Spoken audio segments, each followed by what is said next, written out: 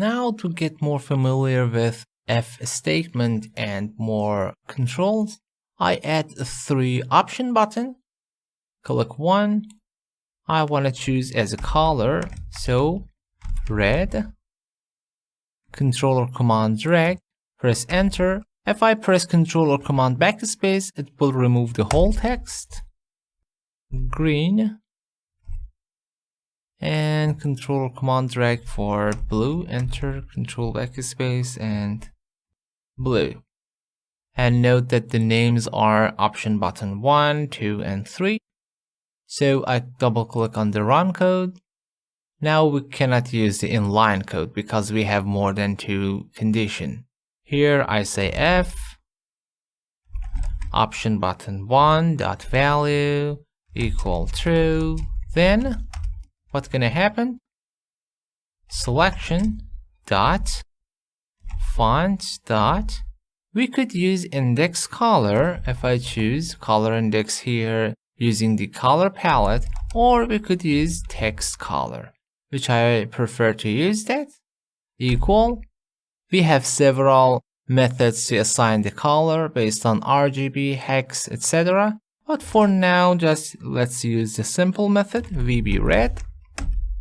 And here, I could make it else if and more than one if block, but we have the command name Elseif without space. Elseif, again, option button 2 dot value equal true.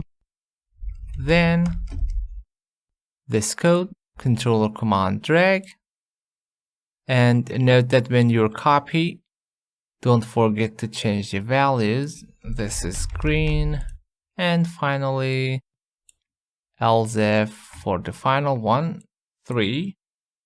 It is VB blue. And note that I didn't use regular else because if you use that, might be neither of those get selected. I will show you and if, and let's run the code.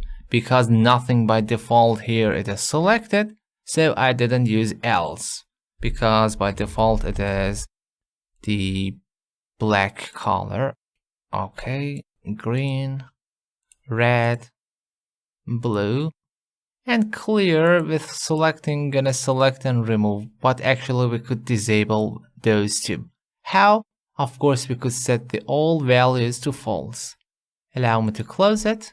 On the clear, after deleting or before doesn't matter, I could say option button 1 dot value equal false. Okay, and duplicate these 2 more times, 2 and 3. Okay, and let's run.